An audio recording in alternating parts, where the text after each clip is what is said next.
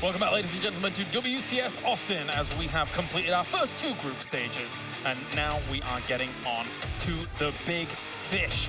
We have 32 players left here, 16 of our players coming from Challenger. Find out who is going to be moving on into that 16-player bracket down the line. It will be group stage number 3, as Austin gets busy, and we get late into the night here to begin things once again. I'm joined to the left by In Control and Rotterdam. We did have T Drogo moving on in strong fashion in terms of moving on into the 3rd group stage, I should say. And now we are down to our top 32 boys, and there are a lot of big names here. And they are all thousandaires, Caleres. That's true. Yes, they are. They've made the money. I don't want to, but just saying, if you are out there and you see a young pro gamer, they may be available. I guess they may. They may be. So basically what he's saying is that they're all closing in on Todd. Ah. $1,000 at a time. Esportsearnings.com. Yeah, I get it. He's worried now. I can see it. He's worried. Look at him. He's sweating already a little bit. There's at least like 3 or 4 guys that have already passed him in this tournament. Like, it's going fast. It's true. All right, well, Warcraft 4, guys. Warcraft 4. What? Warcraft 4. He'll be back. He'll be back. All right, so our next match is actually going to be TLO going up against Neeb here for our first series of the round of 32. These 2 players, TLO coming through the group stages here, Neeb looking absolutely on fire when it came to his Challenger results. This is going to be quite a tough series for TLO, I should think. I think it's finally into that really nice chunk of the tournament where, yes, I do think TLO is at least a 32 out of 600% underdog, but does he have what it takes to beat Neeb? Absolutely. Absolutely he does. In fact, I think TLO is in a lot of cases more dangerous when it's a series that he's discounted, I think, because that's when the cleverness starts just falling out of him. Like, he's got cleverness in the sleeve, in the shoulder, and everywhere. Yep. Clever. Yeah. He's like a Spider-Man of cleverness. Kind of. If Spider-Man had webbing coming out of every orifice, every part of his body, that would be TLO. And now you want me to do some analysis about this, right? Yes, now I'm going to talk can. about PvZ statistics. Please. I can't. You ruined it for me. Now I'm just thinking about what kind of superhero could Neeb be. And I don't know, I'm drawing a blank, guys. Anyway, it's going to be fun. I do agree with Jeff that it's kind of a shame that we've been kind of rushing through these groups, because there were a lot of stories that we could have been telling, but there's so many games being played at once that if we talk about everybody, well, we're going to be here till 4 a.m. and, you have to be here tomorrow as well. But TLO did advance in that 2nd group stage, in a group where he defeated Panda BME in the deciders match. And that's a Zerg that may not ring that many bells to the Europeans out there, but if you're a North American player, you know that Panda BME is actually very good. So that's good news for TLO and all the TLO fans out there. But I agree with Jeff that he's an underdog. I'm not sure if it's 32% out of 600, but I think that Neeb, especially with the way that he's been looking on ladder, recently finally took over Cero, who was like #1 on ladder for like a month and a half straight or something. Neeb's like, nah, I want to be rank 1 on the European ladder for once. And he did it and got like 7,200 MMR or something. So Neeb's probably in excellent shape. TLO is good, but definitely an underdog. Yeah, but the nice thing is both these players have a lot of experience on stages, so I think that we're in the 3rd round now where we can start to not really factor that in as much, and it just becomes more of who's in really good shape and who has a better grasp of the other player. I think Bly made it into this. Anyways, I'm like analyzing in my head and then thinking, but my point is both these players don't have a one-dimensional play style like a Bly. So TLO doesn't look at this and go, I know exactly what he's going to do necessarily. But Neeb is the kind of player that has not like 15 builds, but like a couple. So everything I said might be wrong. The stakes definitely get higher when it comes to now moving from the round of 32 into the round of 16, which will be that single elimination playoffs. You're going to be able to bag yourself, if you do advance, 300 WCS points, as well as 1,500 extra dollars to actually get those spots. So I think Neeb comes into this tournament thinking he's almost a shoo-in for those kind of positions, at least, if not winning the whole tournament. Like, it's not so, we're not gonna sell the story of like 300 points could bring you to the global finals. It's not so much about that, but what is very nice is that if you bag those points here, there's not that many people with points yet. That means you're gonna get seeding into the next Challenger qualifiers, or some of these other tournaments, which means you can avoid these group of deaths early on, and that should allow you to pick up more points down the road because you will have slightly easier brackets. So in that way, yes, you're right.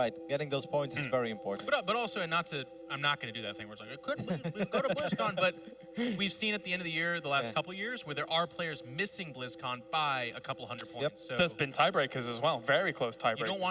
You don't want us at the end of the year to be like, remember back when Neeb was supposed to get those 300 points, but he fell on his face? Well, it's actually kind of a big difference, 0 or 300, because last year you had multiple rounds. Definitely. It's like, 50 points extra if he makes it there. It's like, well, that could make a change, but 300 is indeed actually a pretty big deal. It's a 300-point difference. I also crunched that math right now. 0 to 300, wow. There's been a lot of math done at this tournament. I counted that in my head, by the way. That's impressive. I can't believe. Wow. All right, gentlemen. Well, I'll check in with you in just a moment. As for now, it seems that we are indeed ready to begin our round of 32 here for WCS Austin.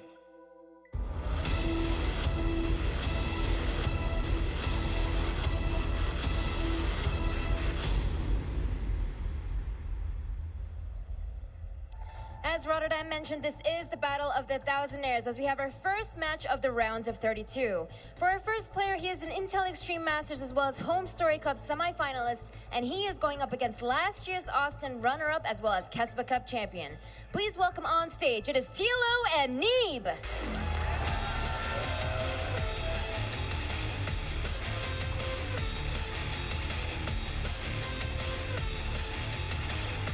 This is where the competition gets fierce for WCS Austin as TLO and Neeb make their way to their seats and get ready to do battle. So we briefly talked about this, how they're going to match up against one another, and I want to know from you guys, where are the weaknesses in Neeb? Because over the past year and a half, he has looked like an absolute formidable force that is very difficult to topple.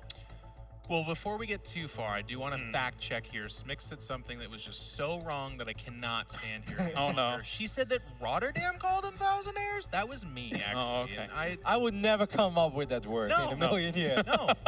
Let's be honest, I've got my limitations, and Thousandaires is absolutely not something I'd come up with. Let's just put that out there. But the greatest weakness of Neeb is, in fact, and I'm going to be that super lame dad joke guy and say it's Neeb himself. Like, every time we talk about how good Neeb is, he's always like, no, I'm actually terrible. And we're like, no, shut up, Neeb, you're good. And he's like, no, I'm terrible. And there is a certain aspect of that I think is underrating himself, not necessarily for show, but that's just kind of his personality. But there is a part of that does seep into your consciousness. He was, if not the best foreigner last year, but his results were not the best. And a lot of that did happen where it was like he just kind of fizzled out. He has shown potential to win at calibers and levels that we haven't seen from other foreigners, and that's just being fair. Like, he won a tournament in Korea against some of the absolute best. They're like, that's off the back of PvP. That's fine. Nobody else has done that kind of thing. So he still deserves those accolades, but he's going to have to overcome his own mind game against the mind game meme generator that is TLO. And even though I don't necessarily agree with this, I have to bring it up because everybody else will, and that's that they will say, Neeb is kind of weak against Cheese, because I remember he lost 0-3 against Bly, and then he lost against Scarlet a few times who cheesed him. That is absolutely true, but I don't think it's as easy to say Neeb doesn't know how to defend Cheese. It's more just that Neeb has been kind of stubborn in some of his games where he just played way too greedy. I mean, going up to 41 workers without a Mothership Core against Bly, that's Russian roulette where 5 out of 6 chambers are loaded. You're like, then you're asking for it. But I really don't think that he's weak against Cheese. I just think it's important that he keeps an open mind, that he plays against somebody like TLO, who could very well be aggressive. But I would never go as far to say that he's weak against Cheese. Because if you know how to play the ultra late game and have all the transitions ready, and you're perfect with a 200 supply Protoss army, is he really not capable of defending against 16 links early on? Like, no, it's not that black and white. It's just, he's been a little stubborn in the past. And that's 0% cheese factor out of TLO. Who made these stats? I'll tell you what. Those Swedes back there, I mean, it's 5 o'clock somewhere. You know, they are a little bit of a looser culture. They're a beautiful people. But these stats are absolutely stupid sometimes. 0% at TLO. This guy has cheesed himself in games before. Like, Dario is famous for what was the league format where he like showed up with the cheese, but the other guy had 4 barracks and was cheesing as well. Man, it was amazing. Oh, it was StarCraft. It was a StarCraft game, yeah. He did like a drone poll, Ling all in, shows up and the guy's got 4 barracks. He's like, all right, well played, sir. Cheese yourself. But yeah, I actually like Dar. I think this is a really cool matchup, and this is what we expect towards the end of the tournament. You've all heard of TLO, you've all heard of Neeb, and I hope that this is living up to the hype that both these players can bring, because they're both capable of being tournament winners. TLO has that like perpetual underdog feeling where you're like constantly rooting for him because he works so hard and puts it out there. And then Neeb is like the chosen hero. If anyone's going to go on and ascend to that level where at a BlizzCon they could beat some of those players that are the absolute god tier, it's a Neeb. I think it's important to mention as well that this group is completed by Stork, who's a Pro List player from Hong Kong. He's good, but he shouldn't normally be a threat towards TLO and Neeb. But there's also Kalazur, and Kalazur is suddenly rated very high among all the foreigners. Even early today, Kalazur just 2-0'd Optimus, and that's actually kind of surprising to me, because Optimus is one of those up-and-comers in the European scene. And he said, like, nah, you know, Kalazur's been in Korea for a while, he plays against all these world-class Terran players. 2-0'd sort of, too. Sorry? He 2-0'd sort of as well. Yeah, I mean, that's super impressive, right? So obviously Kalazur is not a very big force. So getting a win here, I mean, that gives you one shot of immediately advancing into that bracket stage. So it's actually a pretty big deal. Well, it seems that our players are ready. I want to get your final thoughts on how you think this series is going to go, because it's a pretty big one, especially for TLO to try and make that upset. I'm hoping for really good games. I know that's a generic thing to say, but actually so far, for being honest with ourselves, on this stage, we haven't had the greatest of games, and these two are absolute premier caliber, super awesome players that can deliver. So I'm just going to be sitting back hoping for some great StarCraft. Roddy? I think Neeb is going to take it, but I can see Dario, I know it's a cliche, but being creative and somehow getting away with something. I definitely think he takes a map, but I think Neeb takes the series 2-1. All right, well, thank you very much, gents, as we'll check in with you later on down the line. For now, we're going to head over to Maynard and Todd, who are going to bring you all the StarCraft action.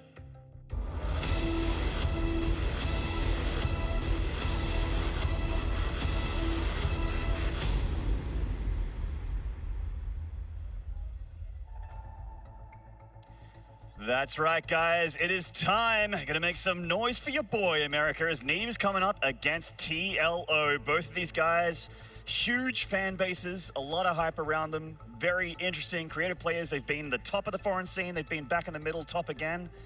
Todd, what are your thoughts on this series coming up? It's a great matchup between two regions, two guys that don't have much history against one another. I think they've faced once in the past, so we get to see another one of these encounters there, and it's going to be great. We're on home grounds here for game number 1, Maynard.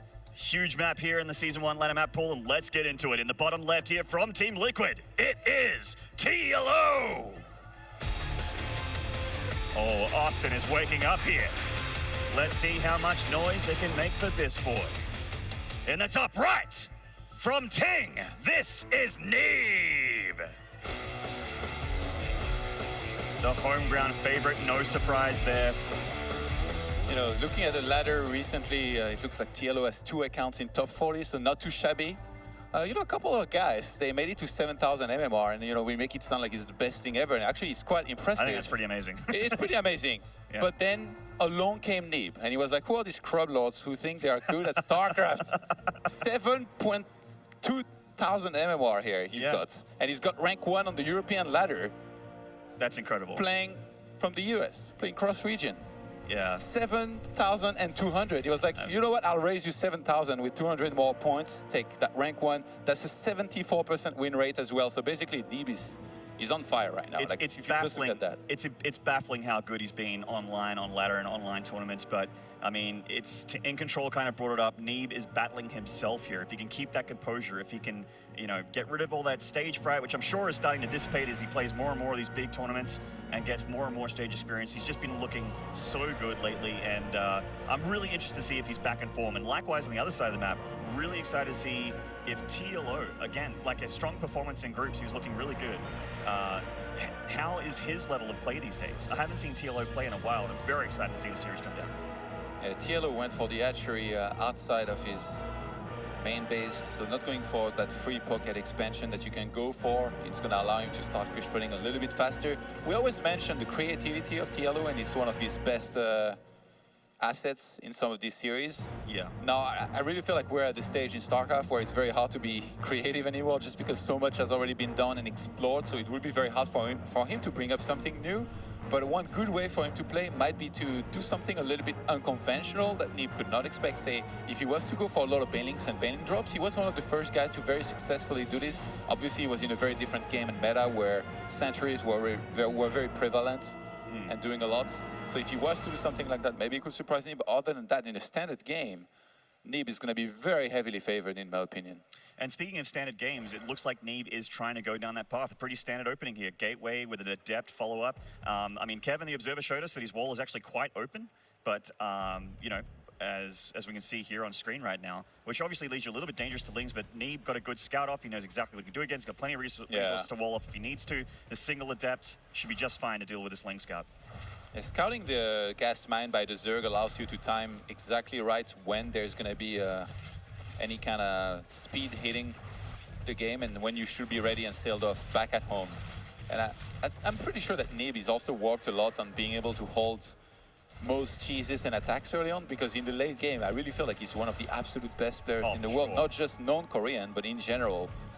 He rarely ever loses in those longer games, from what I've seen. Yeah, so he'll be trying to make sure he gets that stage. TLO getting the Evo chamber early. Now, this could be for early Ling upgrades. It could be for drop play, although I'm not seeing a ton of well-placed Overlords. Maybe the one that's heading into the back pocket natural could be used here. But that's questionable. We'll see what he does with his Overlord here. So with his Evo chamber as the Overlord gets in position. First Oracle of Neeb heading across the map of Undergrounds here. Getting powerful early air unit, can get drone kills, can get scouting off, tag an army, anything like that. It's going to be early Ling upgrades. We saw T-Drogo actually use double Oracle to try and snipe some drones, but Stacy's Sword also can be very strong. The Spore was not quite ready here just yet. Neeb knows he can get some snipes. He actually gets only one single drone, so nice pull away here from TLO, preventing more death here on his walkers. Yeah, good defense there from TLO. Only losing one drone and an Oracle is pretty nice as a Zerg. I mean, obviously, you don't want to lose too much more than that, but yeah, he shut things down pretty well there. Spore finishing just in time. Neeb's Oracle a little bit hurt, needs to regenerate some shields before he gets too deep. Gonna get another drone here, transferring from the main to the back third. And Phoenix production behind this here from Neeb, that's a little bit unusual.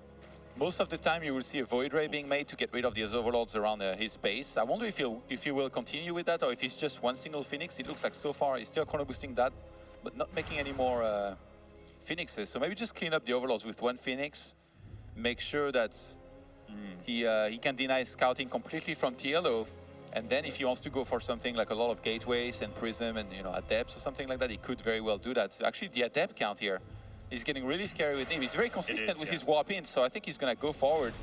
And TLO, he needs to see this coming, because otherwise he might not have enough. I think it looks like TLO is trying to hit a timing with his +1 and just Ling flood this third base at the front of Neeb. And it's going to depend on whether or not these Adepts are in position or not, because they can take the fight, most likely.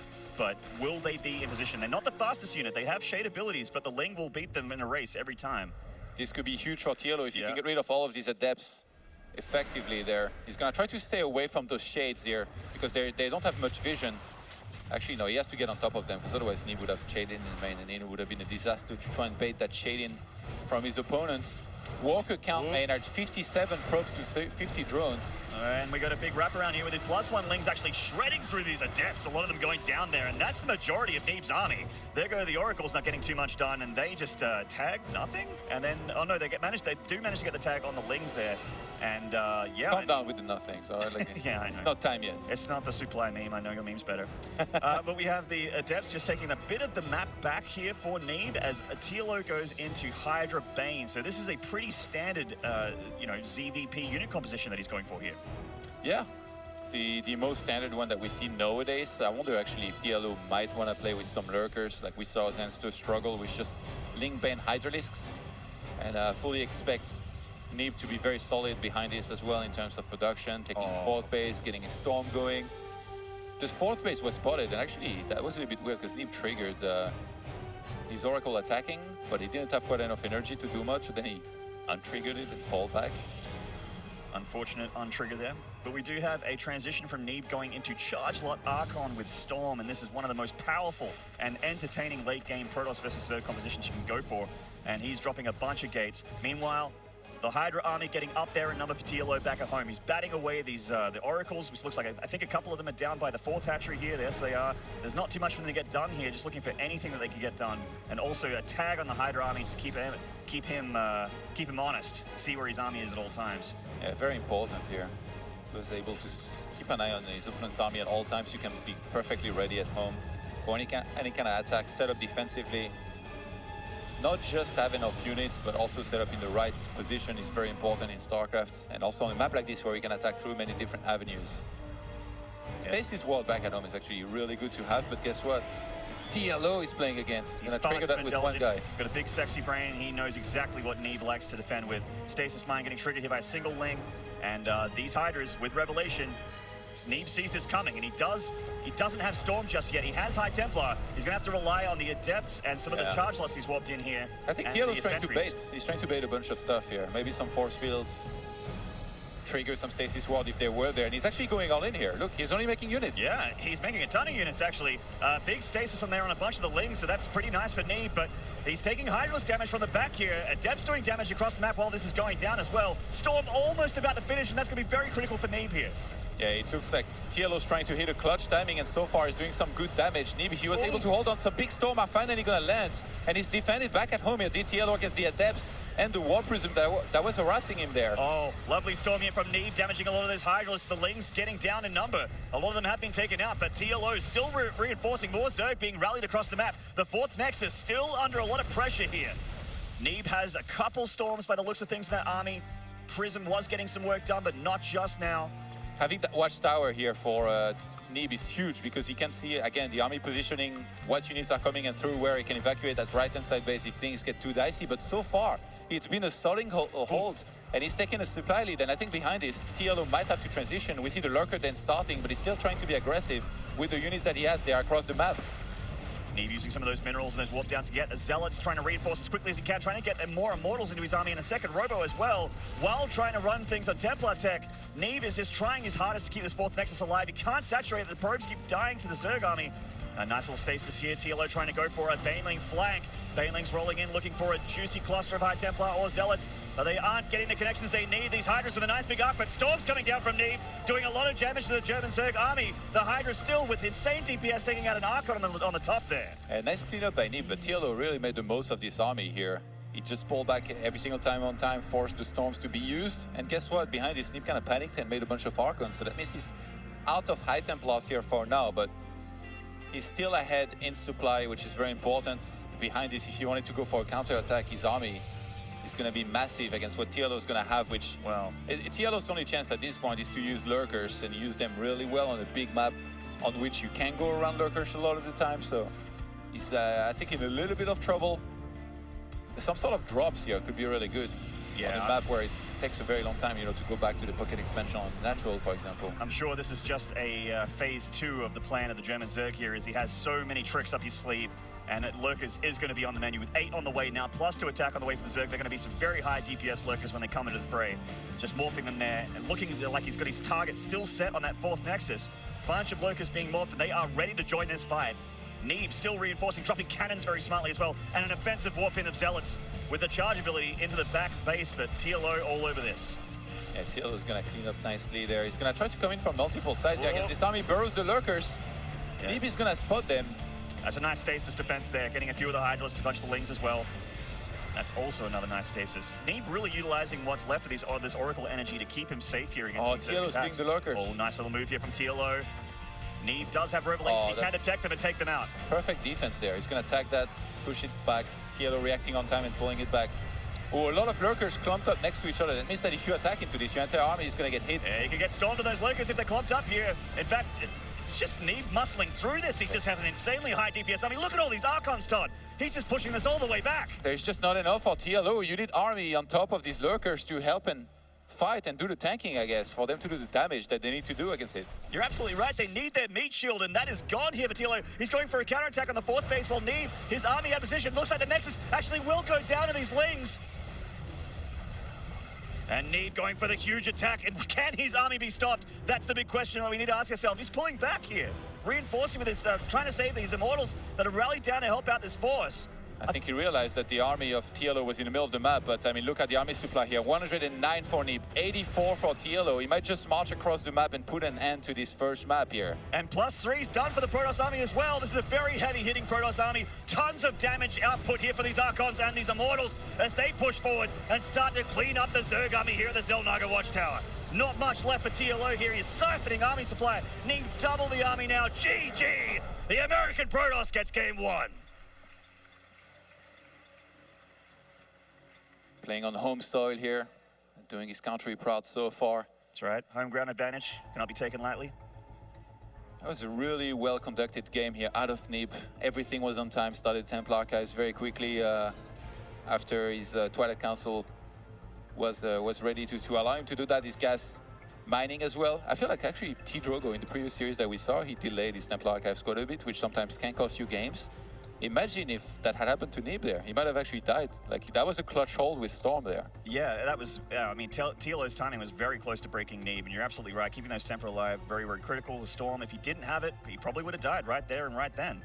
But as we know, finished just in time for Neeb. The Storms were pretty critical for him. They hit all the units that needed to hit, and very few mistakes here from Neeb at all. Yeah, defensive. I mean, keeping the 2 Oracles alive was huge. He was able to tag the army at all times, even at the end, being able to use Revelation on some of these lurkers. He had only 1 observer. He wasn't pretty. I don't think he was going to lose it. He had it on follow on most of his army very nicely anyway. It's very, very clean game here out of Neeb, for sure. Yeah, sort of the form that we've come to expect from Neeb over time, and TLO actually on the other side of the fence, even though he lost game 1, showing a lot of promise, and this could actually be a very close series here, depending on the next map. We're going to head over to the desk to see what the guys thought about the games they're watching, and also this one. Take it away, Claris. Thank you very much, gents. It seems like Neeb, the American dream, looking good there in game number 1. It really felt like Storm being the linchpin to his overall success there to make TLO a bit flustered towards the later stages. Yeah, we had our awesome hype caster over there, Maynarde, talking about, really good point though, was that defense was just kind of holding on barely. Yeah. But then when Storm kicked in, and then a really kind of subtle but cool move that he did was he pulled back to defend. So when the Hydras came forward, they actually clumped up for a couple of nice storms. We're not talking about like 9 storms that obliterated TLO. It was like literally 2, I think, maybe 3. But those 2 hit 5 or 6 Hydras. Didn't even kill him because TLO pulled him out, but it weakened him enough that the attack was over, and it was essentially an all-in. He needed to do a lot of damage there. He didn't do it. Rotterdam, I think you're in Aegis versus Tootming currently, correct? I am, and we can take a look at it if you want, Jay. Yeah, I would Game like number 1 is currently do it. on the way in Proxima. Yeah. This is a group that consists also of Showtime and Game Time. That American Zerg just keeps on going strong. This game so far is about to get kind of heated up. If you can take a look at the units lost, not that much has died. Yeah, but look at the supply. Yeah, well, I'm looking at it. I mean, I'm always looking at it. Obviously, Tootming has a bunch of hatcheries on the way, but I like the way that Aegis is playing so far. He's being aggressive. Well, normally Tootming is known as a hyper-aggressive Zerg player, but it's nice to see the Australian Terran so far is looking good with his upgrades finishing up. I think it's safe to say with how this is going, I like Aegis' position. It's far from over. Yeah. But I think we could be potentially looking at a game number 1 victory here for our Australian Terran. He's always had a very strong TvZ. You kind of have to make yourself distinguished in that Australian scene. There's a lot of I mean, there's a lot Pig, of right? crafty Zerg players with it. There's Pig. You gotta overcome Pig, and that's not easy. The craftiest of Zerg players. Well, TLO has something to say about that, Caleres. I suppose so, yeah. Which means we are going to go into game number 2 here, as we do have TLO going up against Neeb. Let's see if TLO can bring it back.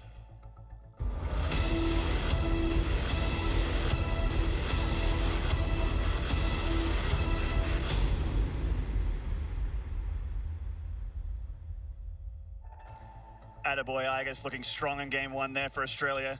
But let's put that aside. It is all about Neeb and TLO game 2 here as we get into Newkirk Precinct. In the bottom left from Team Liquid, this is TLO!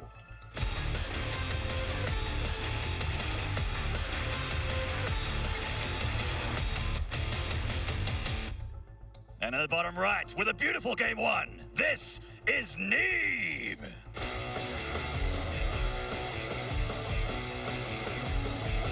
TLO making it through the open brackets. Beats Pogbin in those first group stages. Defeated Fear, I believe, pretty handily. Yeah, Panda Benny. which I mean, Fear is good, but he's no Neeb. That is true. On the other hand, you have Neeb, who was pretty close to flawless in the North American qualifier for this tournament in Challenger. Beats Pogbin 3-0, 3-2 against True, 3-0 against Puck, and 3-0 against Pili Pili. He looked pretty darn good. Only True seemed to be one of those guys that could put up a fight against him. I mean, he's clearly one of the most dominant American players that have ever lived in StarCraft 2 and doing very well in the European ladder as well. It's Probe Scout here from Neeb to see what's up in TLOville, and he's going to go for some pylon pressure here, just out of the vision of this hatchery. Doesn't get that full vision until it finishes. Oh, and he starts a Forge here, seeing that it's the hatchery first. We don't see this very often, and especially from somebody like Neeb, he doesn't really need to do this, but he's like, you know what? I'm just going to punish you here. You want to get creative? I'm going to show you what it really means to be creative. That's right. This is something I would never have called Neeb to do. Like, he's such a strong late game player, and he's like, I'm going to cannon rush because no one expects that. And I think a lot of people would agree with me. And the funny thing too is like there's like so many, almost like double fake thing where like he made the pylon and TLO, like he couldn't see it. He still hasn't seen it, but even if he would spot it, he would see a pylon like this and be like, what, really? From Neeb? No, I don't think so. That's a fake. Oh my God. But in this case, this is very real, and TLO has no idea. His second overlord went across the map immediately. He's not going to see it, but it's very late. Well, the hatchery is done, and he now has vision of impending Protoss doom as 3 cannons are being warped in right in front of his face. And 6lings are on the way for TLO. That was a a regular spawning pool timing, but this is so sick by Neeb. Yeah. He takes the gas in the main base of TLO. What would you want to do against this? A lot of the time, get a second gas, get some Roach, Ravager, Nidus all-in. There's a ton of all-in that you feel like you're forced to do against this as well. Which also, like, remember, like, I mean, spoiler alert, this base is dead. If TLO really wanted to get creative here, there is a lot of all-ins that he can do. But not without the gas. Yeah, exactly. So that's why it's so smart to take this gas away here from him. And Neeb is even going to adjust a little bit here, remake that third cannon that he had cancelled. And behind this node expand, I love this, because if you rush for an expand, you really expose yourself to dying against some of these attacks. He's pulled the drones and the lings here, and it looks like he will clean this up. And he actually is going to keep the hatchery as well, Todd. You lied to me. Well, terrible. And I'm sorry. So we had this natural hatch going up. And, that was supposed to go down. That's a big defense by TLO. So, wow. Yeah, very well done. And with these lings finishing up, he does have speed. He could potentially try and go for a counterattack ling flood. But he is droning up behind this, so never mind. That's why Neeb, you don't expect him to do this, because he didn't look as convincing as, like, say if Haz had done this. If Haz did this, the game would be over. Yeah, he would be far over already. So obviously this is not a full wall-off for Neeb at speed, about to finish. TLO with the Evo chamber is actually going to make a drop overlord as well, catching the Adept down the map. That was actually half of Neeb's army supply gone right there. And he's just had one Zealot back at home and using cannons for static defense. But you know what doesn't care about cannons or static defense, Todd? A drop overlord. And he's starting to ferry these lings into the main. This is what I was talking about. TLO, you give him an opportunity like this to make the game chaotic and scrappy. He's going to elevate a ton of Zerglings as well here. No Mothership core, no static defense here for Neeb in the main mineral line. And these lings have speed and they're up in number. The probes are getting shredded here by the German Zerg. And in the meantime, TLO's just going to be droning up. He's going to get rid of that gas that's on his main base. He can still take any gas that he wants from the natural. Those lings, they are far from dead. They can do a lot of running around here. They don't even have to commit to anything. Looks like he wants to get that pylon here to try and supply block Neeb, but Neeb has got enough behind this. And I mean, he's going to force the Oracle as well to maybe stay at home. No, okay. Goes across the map anyway. TLO's not ready for this. He has 2 spores on the way, but you're absolutely right. They're not quite done. A single queen here is actually starting to work on that assimilator. But the Oracle should get over there just before the spores finish. We'll see how much damage it gets done. Ling's heading into the natural middle line, looking for more probes. He's already done a ton of damage to the econ here of Neeb. He's like knocked him down to 17 workers versus the 35. Oh, he got one more probe and a natural here. Those Lings, he really made the most of them. Behind his third base starting for TLO, who's in a fantastic position. 36 drones to 19 probes. German efficiency in its finest, Todd, coming out here in game number 2. Oh, man. Simulator will finally go down and he can start to get that gas income that he needs. I mean, he has the natural to line up as well, so deciding just to go with the 1 for now, working out beautifully for him in this game. And he is starting to transition, though, getting +1 attack for the ranged units here for Zerg.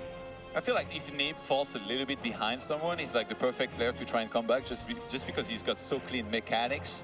Yeah. So he will never miss a beat with like pro production, taking another base, getting his right tech on time. He's never going to forget a building or anything like that. But in this game, he's just so far behind that I really feel like it's up to TLO whether he wins this game or not. Like if he plays a clean StarCraft game from there, does everything he needs to, no matter what build he goes for or even tech, as long as he executes well and keeps on developing his economy and just enough, I don't think TLO should lose this game. If he plays overly passive, let's Neeb remake his walk accounts that he would like to get to, take a third base, then TLO could be in trouble. But I don't think he's going to do that. I think he's going to want to look to try and pick the best units that he can go for to keep on applying some pressure while developing his own economy. And these 2 Oracles in pairs can actually engage Queens directly, and they're doing this right now. Going to kill 1 in the main. It's a nice pick-off for these Oracles. The spawn not done at the third. Going to get some drones as well, being transferred down by TLO.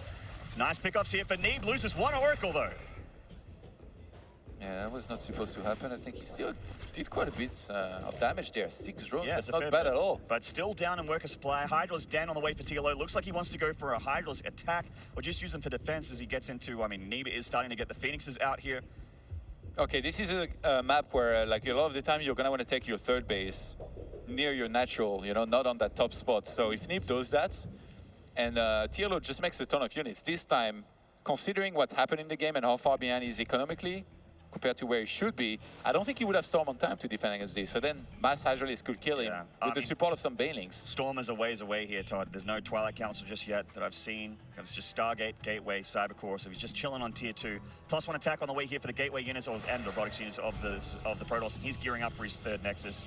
Shading across the map to see what he can get done. Meanwhile, Phoenix in the main is touching up that Overlord. Not going to get too much here. Just having a look more than anything. Sees the lair, knows what he's up against.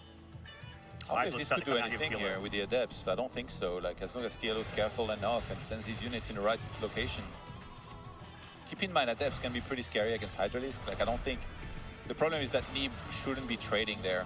And actually, he goes forward, tries to get a snipe on that Twin here. Oh, man. Baneling's connection's beautiful here from TLO, and he takes out those Adepts. This Oracle somehow lives on 1 hit point. It's going to go back home to live to tell the tale, but it looks like TLO is coming for that Hydra attack I was talking about. Ling's getting flooded across the map with Hydras in support. +1 is done. Muscular Augment's about to kick in here. That's Hydra range and speed getting done. Neeb's been completely thrown off his game here. He even made 2 Phoenixes that he threw across the map and did nothing with. Yeah, they're not going to be very useful at all here, Todd. The Hydra's got a thing or two to say about that, as they're coming up right into the natural wall. Not even going to worry about that third Nexus for now. They're targeting down their Cybernetics core. Just getting out of range of Photon Overcharge. Just 1 cannon, also making it tough for TLO to break up. But the third is kaput here for Neeb, and he is starting to put on the pressure. The Cyber Core will go down. There's no more Adepts, no more Stalkers, no more Sentries. Just Zealots and Photon Overcharge to defend here for Neeb. Yeah, that's a building that takes a long time to remake there. So Neeb in a world of trouble. Hydralisk are going to keep on streaming through there. I don't even think he has enough at this point. GG. TLO glitches it out. We've got ourselves a series. 1 map apiece for these 2 great foreign players. Oh, it's getting pretty good here. Great moves from the early game. A great recovery from the cheese there from Neeb. For TLO to turn it on the other foot. Don't out-creativity the creativity master.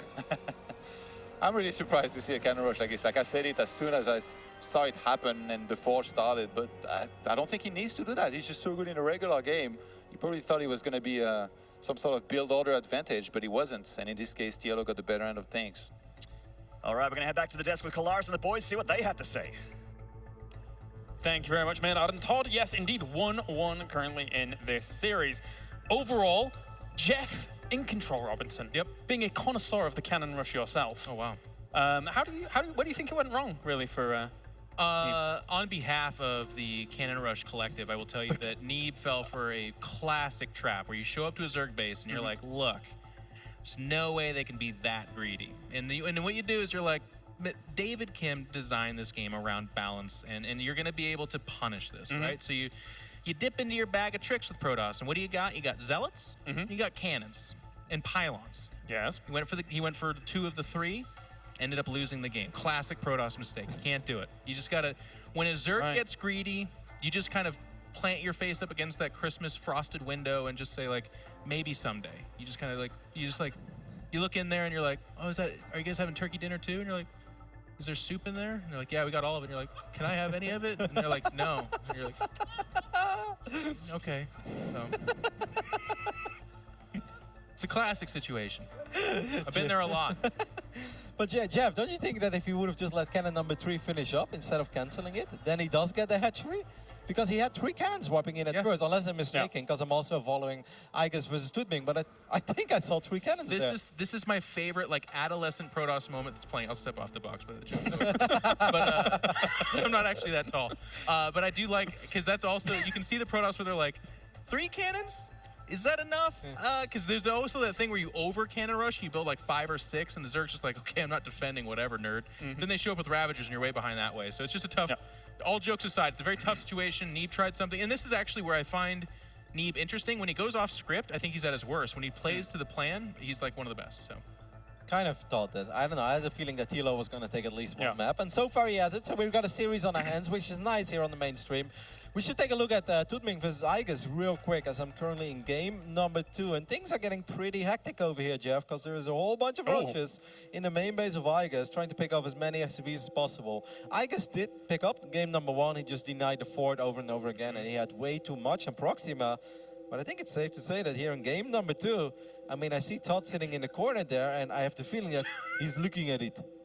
You have to. He's nearly doubling it here, and like mules are good, but they're not this good. Tudming has cracked the ramp and is up in there. Ling's coming in. Cancelled It's going to be too much. That Sears will tie up, and it's nice to see this out of Tudming because actually Chinese players tend to be a little bit more. If you're a caster, you call it aggressive. If you're a ladder player, you call it dumb. If you're like a normal person, you just call it cheesy. And this is what he's strong at. Whereas I guess if you get into that mid game against him, he is a macro monster TvZ player. He'll just flood you with good macro strong play. I love how it's 34 spots. I was like, the fight's starting to turn. I'm like, surely no, but then again, the immortal words of Todd, echoing all the way back from Warcraft 3, say like, look at the supplies. Said it back then. People just didn't pay attention to him. Yeah, that's how it is. Not often do you see one player with 4 times as many workers as the other one. That's true. That's a very decent advantage. But the game is not over yet. Like Jeff said, mules are good. I love it. I can't wait. I mean, StarCraft's an old game, so it is going to have to get to some point where, like, that game's super over. They're going to play it out for about 3 more minutes, but it is done, okay? I'm not going to tell you the caster lie anymore, but that's when we do need to, like, parachute in Tasteless, because he'll be like, guys, it's still close. It could go either way. It's like over a minute later. But well, gentlemen, I think we are ready for game number 3. I just don't even have to do anything when you guys are here. It's fantastic. So we are going to head on to game number 3. Maynard and Todd, take it away.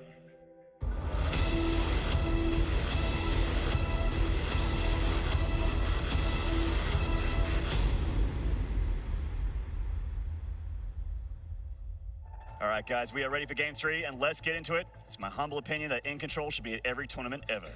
That was the best. We're losing it over here. But in the top left from Team Liquid, winning game 2. Can he win 3? This is TLO.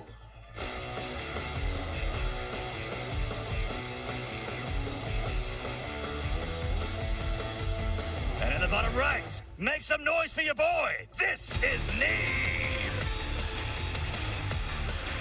Oh, yes. Passion lords out there in the North American StarCraft crowd. And TLO actually went for a very quick spawning pull here. Yeah, looking to try and rush Neeb. Probably hoping that Neeb wouldn't scout. Guess what? That's why Neeb is Neeb. Goes for the scout. Now, he has yet to check the main base. TLO's going to try to steal this. Sends his drone down the ramp when he's not nearly as rich enough to start a hatchery plus the links. Yeah. I mean, Neeb probably thinks that he's sitting around, 16, 17 supply here, like it's time for hatchery. Neeb's going to go up into the main and have a look, and he'll put 2 and 2 together here as he sees that spawning pool already done. Ling's on the way here for TLO. This is perfect for Neeb. Like a lot of Protosses, they might have just started that pylon and been like, I need to defend you from taking that 3rd base location as a natural. Not Neeb, he goes into the main base, he's exactly what he's up against. And from there, he's going to have to make the proper adjustments, not start the Nexus, just going to start a Zealot. Get Cybercore ASAP and have the easy defense here that you can get against this. Yeah, that's a tough nut to crack here for the Zerg, even with early Lings. I mean, that's a wall, and I mean, Neeb just needs to plug it, get a Zealot in there, and that's going to be very, very tough for TLO to get anything done with these early Lings. So he's going to take an econ hit in the early game. Yeah, and behind this, I mean, you can just get Mothership Core early or even like some Adepts. As long as you're sealed off, you know that you're safe. The fact that Neeb scouted that there was no gas. It's not like there is any possibility for anything like Baneling drops coming anytime soon behind this either because there was no gas. So Neeb knows he's perfectly safe as long as he holds on here, and he should be able to hold on quite comfortably against this, even though he's taking quite a bit of damage on the gateway. I was about to say the gateway's in trouble. He doesn't actually have a ranged unit. There's no Adept just yet. There's no Mothership Core either because the Cyber Core just finished up. So, TLO sneaking by that Zealot getting into the main here. And I think that gateway is actually going to go down, Todd. Yeah, he's got another one about to finish. That Adept needs to come out here for him. If he doesn't come out, it will be a disaster. Goes through. And the gateway denied. And the Cyber Core's in a ton of trouble. Neeb's in a ton of trouble. Just slow Lings early game from TLO. And Neeb already needs to pull all the drones from the main to try and stay alive in game 3. I'm so confused. He perfectly scouted it. This is supposed to be a way easier defense than otherwise, but Neeb's still struggling, losing 2 buildings. Now he's starting to get rid of some of the Zerglings, but he's losing mining time, and he's starting to lose some of these probes as well. Oh man, getting that probe damage already, and he's not mining with these probes off the line, chasing these Lings around. They're just getting back to the main now to finish things up. The Adept will chase down and take out these Lings, but great early damage here from TLO. I mean, looks like Neeb will recover. There's no huge reinforcement here for TLO, but it's upset the tempo of Neeb again, just like game 2, where Neeb is a guy that likes to stay safe. He likes to be untouched in the early game, but taking this damage does upset him a little bit. I didn't think that somebody who has 7,200 MMR could lose, but here it is. Like, Neeb loses game number 2, and now in game number 3, TLO's got the momentum. He's made this already a chaotic, scrappy game by opening with a Ling Rush that somehow worked, even though it got perfectly scouted. And in this case, Neeb, he's gonna still get his targets. He's not quite in as bad position as he was the last game. Walker count-wise, it's 25 probes to 30 drones, so not the end of the world, especially with the fact that TLO doesn't have a third hatchery yet going down. Neeb blocked that for super long after the initial pylon went down. You're absolutely right, and I mean, with double Nexus, double Chrono Boost, getting those probes out, can absolutely get ahead in workers again. Like, he's down right now, but he will be ahead soon. We do have a bunch of drones coming out here for TLOs. He's got to have to gear up for that third if he wants to have any kind of, you know, questionable econ versus the Protoss here. We've got the Overlord coming in to have a good look at the wall and see that it is, again, going to be Stargate Tech here from Neeb. It is his go-to choice. Neeb always seems to open this way against Zerg. Yeah, when you're very solid with a style like this and you do it almost every single practice game / ladder game that you do, it's just your go-to build that you're gonna wanna use every single time that you can. And if it's your best style, I mean, why not? Like, if you're really good at Oracle control, then you wanna get rid of the Overlords around your base and do whatever it is that you wanna do. I can't blame him for going for this. This is actually a really nice like just 2 Adepts there getting a ton of damage. 5 drones going down, nearly a 6th gets saved and turned to an extractor there. Cancels, of course, gets that drone back to work anytime now. But nice little move there from Neeb. Just 2 Adepts for that amount of damage is a trade that a Protoss would be happy to make any day.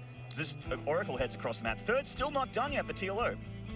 Actually ahead on the walker count now. I fully expect a third Nexus to start momentarily here for Neeb, unless he wants to do something special, which he really doesn't need to. You know, we went over this. Just play standard, especially on a map like this.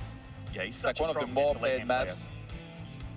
You know, recently when we casted the European Challenger with Roddy, every single second map of every single series was Abyssal Reef. It was actually crazy. Like, at first I was like, what are you on about, Roddy? It's just like a random random thing that you're bringing up like this. But no, he was actually right. Like, every single second map. And in this case, it's third map. It's one of the more popular maps that we see almost every single series. It's a popular map. That's no surprise to see it come again for Season 2 as well, after this season final is done. Seeing Abyssal Reef again in the ladder pool. Pretty happy about that as a Terran player. We have +1 halfway done here for TLOs. He's getting his lair up, so he's heading towards Tier 2. And Neeb getting his third Nexus up with a nice, healthy Adept Force. Phoenix as well in the skies to bat away those Overlords. And the Mothership Core keeping things nice and safe back at home. Hey, looking to try and posture forward here, maybe to go for an attack. Sometimes, I mean, moving across the map here doesn't make it a commitment, right? You can just go there, use your air units to spot exactly what's there. Look, in this case, he's even gonna force an overreaction here by TLO, who's a little bit panicked, because he doesn't know exactly how many Adepts there are. So if there were, like, say, 6 more Adepts behind his coming in, this could have been really dangerous. He's like, you know what, I'm not gonna risk it, start double Evo. You're giving me an opportunity to show off my creativity with this wall-off, and he'll get it for a little bit, but then cancel. Cancels the wall-off, and these Adepts are still here and in charge, and they're actually going to take down the at least one of the Queens. Stasis Mine gets off here, catches 4 drones. That's just a very nice catch there with that Stasis Mine, I guess it's called. Stasis Ward. Stasis Ward, there it is. Actually, that's pretty good to get this, because like now, he's preventing this side from mining. He can go to the other side, snipe some more drones that might be there too. These links across the map, though, gonna catch the Adepts. Yeah, they certainly do. Looks like a couple of them at least are gonna go down. Oh, actually, all of them will go down here before their shade finishes. Nice pick up there for TLO. +2 missile on the way here for the Zerg player. Not much cruise spread going on here because it's been very action-packed. And like on the other side for Neeb, we had the Twilight Council and the Forge added on. Probably gonna be 4 charge and +1 attack upgrades. And then usually off of these, actually, is it even before getting charged, starts the Templar Archives. He's like, you know what? Storm is pretty good in this matchup, so I'm just gonna rush it. Yeah, and it went so well for him on Undergrounds. Another Stasis Ward getting dropped here. Nice pull back micro there from TLO, though unfortunately catches a second drone, and the Oracle does go down, so at least he doesn't have to worry about that anymore. Second Oracle way at the back, starting to collect energy, but that'll be a while before she gets that Stasis Ward out. And there's charge, there's +1, and Templar Archives just about to finish for Neeb, so exact same unit composition that he went for in Game 1 on Undergrounds, and we know how that went. You know, TLO on Hologrounds, like, he went for Lurkers, but he was after a failed all-in. So I would love to see Lurkers in action in a game where he hasn't failed super far behind early on. That could be the perfect opportunity there. We'll see. As soon as Muscular Augment's finished, if he starts the Lurker, then I still think TLO is in an okay position here in this game. But keep in mind, Neeb, as soon as he starts taking a 4th base and he's He's getting his macro muscles flexed fully. That's right. Usually he does pretty well in those longer games. And he does have very large macro biceps. We got the Spire dropped here from TLO. Now this is an interesting choice here now. Protoss, Zerg can against Protoss just get some meters out, but they don't usually go for a huge number, just a few to deal with prism play and to get a little bit of damage done in the mineral line. But sometimes Zergs, they you know, the creative ones, which we are watching right now. Sometimes they get a huge flock of meters up, which Protoss, when they make this kind of unit composition, aren't really prepared for. Like, yes, Archons could do it well against a fight, but the mutas can circumnavigate them. That is sick by TLO. Just going forward like this, the way he did it. I think he should have maybe just pulled back, but even if he sacks those units, might not be the end of the world. He forced Neeb to play super scared and pull back, even though Neeb might have been able to take on his army here with the right force fields, the right overcharges.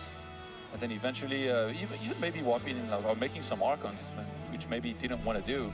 But that was, I think, a good thing to achieve here for TLO in this game. Those Baneling connections on those Zealots are quite nice, actually. The Zealot's still alive, but took a lot of hurt there. And +2 on the way for Neeb, and he's getting Immortals 2 at a time from these robotics facilities. And yeah, they are quite tanky. Oh, that Storm was juicy there from Neeb, damaging a lot of the Zerglings and killing some Banelings as well. And Hive on the way, halfway done here for TLO. The Spire not being utilized just yet. And he's getting +1 melee, so he's actually transitioning here, Todd. He looks like he's getting melee and Infestors out. And he's actually... I think he's Broodlords. Yeah, that Zealot pack here going across the map is very dangerous, because TLO has almost nothing back at home. Remember over DreamHack Leipzig a long time ago, when it was pretty hard to deal with these Zerg armies that Zergs would go for, and Protosses were playing a lot with charge. We saw Drogo do this a lot and be very successful with it. Now he's using it against TLO, who didn't seem very ready for it, loses one of these very important infestors, and the army of Neeb will come in from behind here and look very scary with these High Templars that have quite a bit of energy ready for Storm. Yeah, it looks like a couple of them there with some Storms. We have Archons being morphed for the empty, the High Templar without anything left in the tank. And a couple Archons at a time being warped in here with a ton of Immortals here for Neeb. That is a very heavy-hitting Protoss army. These Corruptors aren't going to be too useful except for dealing with the Oracle at the stage. But Greater Spire is on the way. We see TLO's plan. He wants to get that end-game Broodlord army up. But will Neeb allow him to get to that point? Storm's going down. Decent enough splits from TLO for taking too much damage. And he's pressing the issue here with Muscular Orbits, getting right in the face of those Immortals. They start to get damaged, but the Archons are very tanky here. They're going to take the front line here for Neeb. Looks like too much Zerg on the dance floor for now. He has to pull back. Let Neeb take that high ground. Doesn't want to overextend. Yeah, I don't think TLO can chase into this here. He will get stormed against a retreating Protoss army. Although, like Neeb, that was very risky actually to move in that position, especially without a prism to reinforce. But for now, TLO is quite risky and greedy what he did there to try and go for Broodlords as quickly as possible there off of the back of this, without Lurkers even. Because if he had Lurkers here, he would actually be quite safe against this. But he's like, you know what? I just want those Broodlords. And he even showed some of the Corruptors to Neeb. And it's funny, Neeb hadn't seen the Hive for a very long time, but he tagged one of the Queens that went and injected the main hatchery. So then eventually, he should have been able to spot that there was a Hive in the main base of TLO with that one tagged Queen, and now he might be able to realize that it may be time to hit before the Tier 3 units enter the field here for Zerg. I mean, if he doesn't end this game right here, he doesn't really have a transition to be able to deal with these Broodlords except for maybe Mass Blink Stalker. He is getting Blink back at home. Broodlords are morphing here. Storm's getting down. Oh, he can storm all of these Broodlord cocoons. They're getting quite low, Todd. Oh, they're going to go down. Nice pickups there for Neeb. One is going to finish, but the Archons should be able to engage this with the Immortals keeping them safe for the Hydras. Yeah, I don't think I've seen as clean timings as this in a long time here. He attacked as those Broodlords were literally morphing just right there. Neeb breaks the fourth base. He's got his own fourth base. Behind this, he can pull back if he wants to. And he might not even need to. There's enough Immortals that he can keep on cleaning up those Broodlings on the ground, bring in some Stalkers. Even without Blink, they're going to be able to close in the distance on these Broodlords. And I think Neeb's done it. Look at the supply. 60 more here for the Protoss player. That's right, and he actually has 8 Stalkers warping in at a time here. Blink over halfway done, +3 also halfway done. This is still a very scary army for Neeb. The Broodlords did edge him back a little bit, and TLO desperately trying to get more Broodlords here. Corruptors and Broodlords coming out one at a time, but will it be enough for this Protoss production? He just has such a scary army. Look at that army, Todd. The army supply. It is almost double the Zerg. Yeah, I mean, at this point, TLO is praying for a miracle here. He would need a lot of Infestors and a lot more Broodlords to have a chance land some perfect fungals, but in this case, with just the 3 Broodlords that he's got, it's going to be a tough haul to say the least. Yeah, it's going to be a tough ask for sure. I think Neeb's about to walk up that ramp and punch a hole right through his face, in your words. I think that we might be seeing that, Todd. It's a very graphic image, but we may just have to deal with it as it comes down. A huge charge lot warp in the main here, and +3 finishing just in time as well. They're going to head right into this main, but as Hydras are coming to meet them. Meanwhile, that leaves an opening for the majority of the Protoss army to cancel this 4th base. There it goes. That's a kill, not a cancel there. Great start for Neeb as he presses the issue, heading into the 3rd base.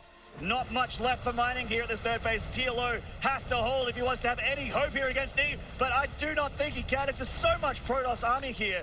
He kills the 3rd hatchery, kills the 4th hatchery, and just moves back. Another warp in of charge lots into the main. All the production and the tech here for TLO under siege. He's in so much trouble. This is the perfect way to do this as well by Neeb. He's like, you know what, you want to send your entire army to try and defend against my better army? Sure, maybe you can hold on for a little bit, but those zealots in your main base, they're going to keep on bringing you out of position. The fact that he saved the Prism the first time was nice. I don't think he's going to live on for much longer, but at this point, TLO's economy is in shambles. Neeb now on 5 bases, just in a dominant position here. TLO's got seconds left in this game, if not just a few minutes. It's kind of up to Neeb whether he wants to end it now or later, and he decides that, you know, maybe it's safer to just go for later. Just get a, you know, a big, make sure that it happens. Don't throw the game. It's his game to lose at this point. He's so far ahead in pretty much every facet here. In tech, in army supply, in worker supply, in bases, everything going Neeb's way here. Doesn't want to throw it against a giant Broodlord force. It's starting to press the issue here. This hatchery just going to go down. All the Immortals hit so very hard, and it does get taken out. Broodlord's getting a blunk under here. The Stalkers are targeting them down. One goes down, a second nearly going down, but the Broodlings are doing a lot of damage, but that's just too much Protoss, Todd. We have Immortals coming from the left on the high ground as well. Too many Archons, too many Stalkers, and Neeb will be able to steamroll through this army of TLO here and get himself the series any second, as the German Zerg just doesn't have an answer here against the American Protoss, doing it once again in Austin. GG. Neeb with a 2-1 victory.